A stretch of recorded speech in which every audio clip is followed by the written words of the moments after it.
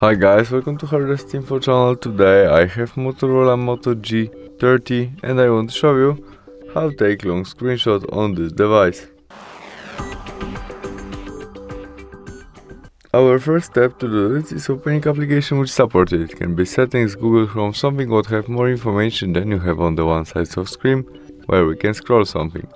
Where we are on it, we press volume down and power key together at the same time as to make normal screenshot.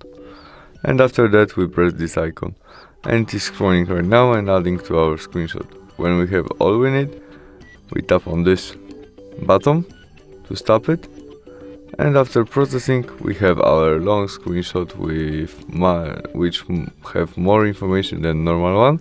To save it in our gallery, we press save and confirmed by allow. And that's all. Thanks for watching, see you soon, bye.